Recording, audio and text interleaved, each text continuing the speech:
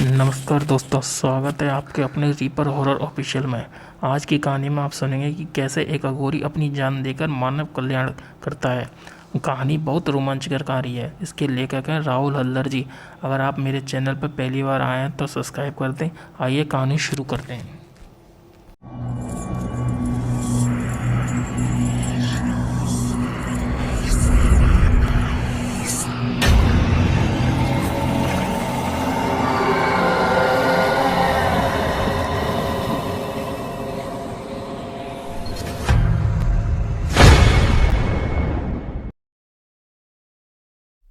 पहले पहले मुकेश को बहुत अच्छा लगता था। उसे लगता था उसका भी कोई सीक्रेट है। सोचकर ही मुकेश रोमांच से हो जाता था।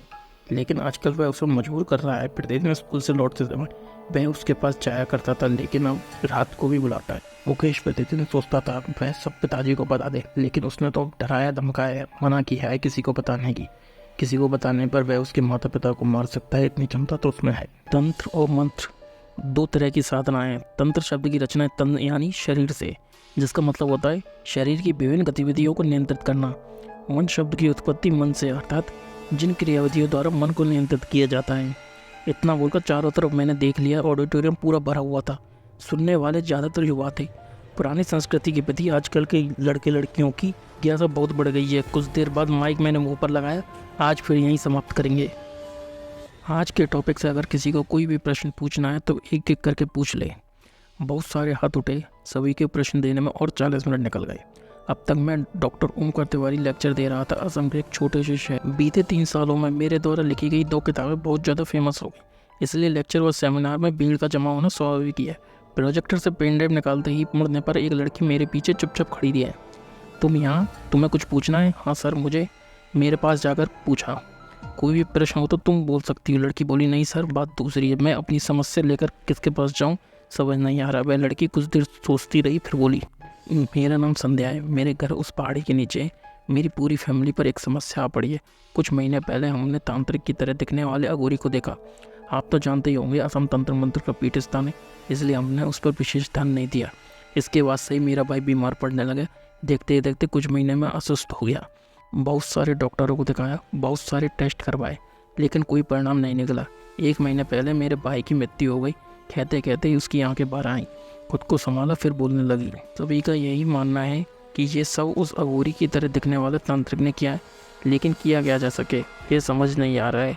भाई के मरने के बाद पिताजी गुस्से में आग बबूला होकर उस अघोरी को मारने दौड़े, लेकिन आप शायद विश्वास नहीं करेंगे कि उस अघोरी ने अपना हाथ उठाते ही पिताजी बेहोश होकर वही रास्ते पर गिर पड़े। क्या? मैं चौंका। उसके बाद हम सब उस घटना के से बहुत डर गए हैं। उसके आतंक से हमने अपने घर से बाहर निकलना भी बंद कर दिया। भाई की मौत के बाद माँ का स्वास्थ्य भी दिन ब दिन खराब होता जा रहा है, और अघोरी अभी तक हमारे यहाँ से नहीं गया है। मैंने खुद उसे अपनी आंखों से अपने घर के पीछे वाले आम के बगीचे में देखा है। ज्वलन दृष्टि से वो हमारे घर को ही देखता रहता है। कुछ समझ नहीं आ रहा है, क्या करें सर, बचाइए। आपको तो तंत्र मंत्र का बहुत ज्ञान है।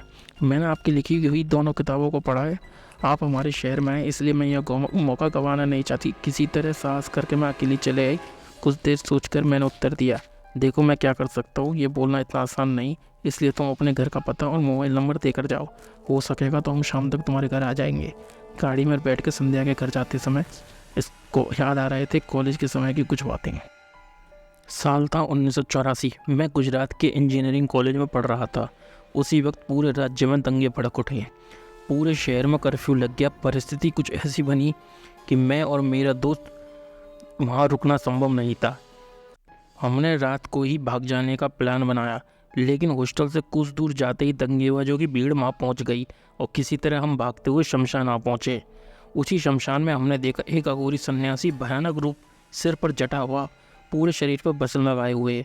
वह अघोरी मृत शरीर पर पद्मासन की मुद्रा में बैठा हुआ था और उसके सामने बहुत सारे नर खोपड़ी सजे हुए थे। हमने पीछे दौड़ने वाले समूह भी ये हमारे पीछे दौड़ने वाला समूह भी यह देखकर दंग रह गया। वह अघोरी ज्वलंत नज़रों से पहले हमें और फिर उस भीड़ को देख रहा था। उसने कहा, क्या चाहिए तुम सभी को? उस समूह के नेतागिरी झाड़ने वाले आदमी ने कहा कि वह दोनों। अघोरी बोला, ये बात है, तू अब एक ब्रह्म हत्या करेगा? इस बात पर मैंने उस समय ध्यान नहीं दिया, लेकिन बाद में ये सोचकर देखा कि उसे कैसे पता कि मैं ब्राह्मण हूँ। उस नेता ने, और जिस जगह से वह कंकाल टूटा उसी जगह से उस लड़के के सिर से खून आना शुरू हो गया। यह सब देखकर सभी दंग रह गए और अपने नेता को लेकर वहाँ से भाग खड़े हुए। तभी बाबा ने हमसे कहा, अब तुम जा सकते हो। लेकिन मैंने निवेदन किया, बाबा आज रात अगर लौटे तो वह हमें ज़रूर मार देंगे, आज रात यहीं रहने दीजिए। उसके नियम को मैंने देखा, उसके चाल चलन को भी। फिर भी कुछ जानने की इच्छा, जिज्ञासा बढ़ती गई और हिमाचल पहुंचकर मैंने बिहार की ट्रेन पकड़ ली।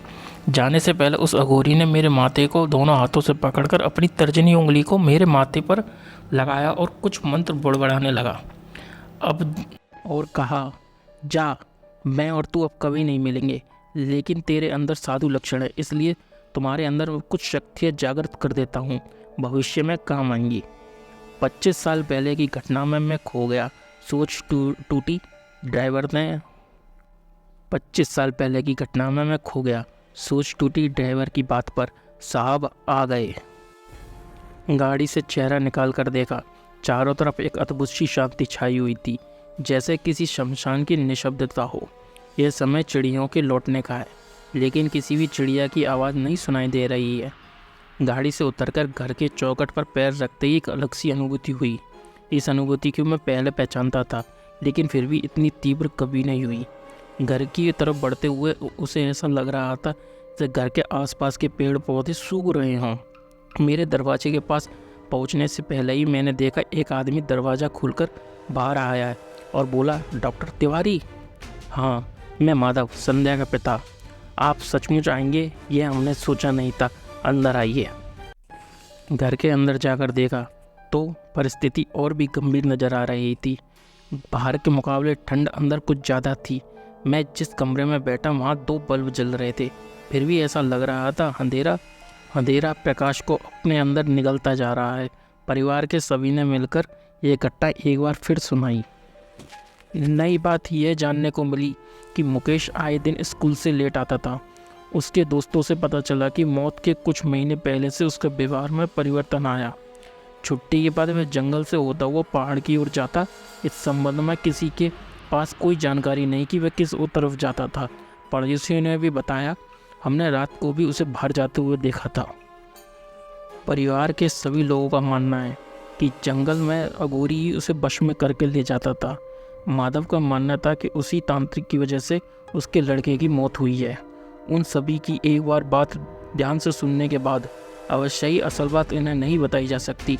अगर इन्हें बताऊं तो शायद डर जाएंगे, लेकिन थोड़ा बहुत जो मैं बता सकता हूं उसे मैं माधव जी से बोला।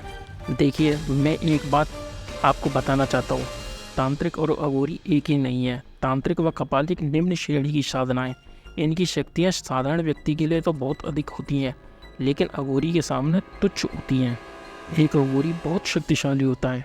तंत्र शक्ति दिखाना व नॉर्मली देना अघोर तंत्र का हिस्सा नहीं है। अघोरियों को लेकर लोगों ने दुष्प्रचार फैलाया हुआ है। उनके तंत्र क्रिया व चाल चलन अवश्य ही भयावह हैं, इसमें कोई संदेह नहीं है, लेकिन मनुष्य को क्षति पहुंचाने के बारे में सोचना भी उनके लिए निम्न काम है। वे सब उच्च कोटि के साधक हैं। मैं पहले से ही जान गया आगे क्या प्रश्न आने वाला है। माधव जी बोले, लेकिन लोग तो कहते हैं कि वे सभी मृत देह के साथ, मतलब मैं बोला, हाँ आप ठीक जानते हो, अघोरी लोग मृत देह के साथ संबंध स्थापित करते हैं। वह सभी उनकी साधना का महत्वपूर्ण अंग है। अघोर शब्द का मतलब ही है घोर व भेदभाव से मुक्त होना। व लोकाचार, घृणा, लज्जा व ये सब बाधक हैं। ये अघोर साधना ऋणात्मक शक्ति की साधना है जो बहुत जल्दी आत्मा का परमात्मा से मिलन करवाती है।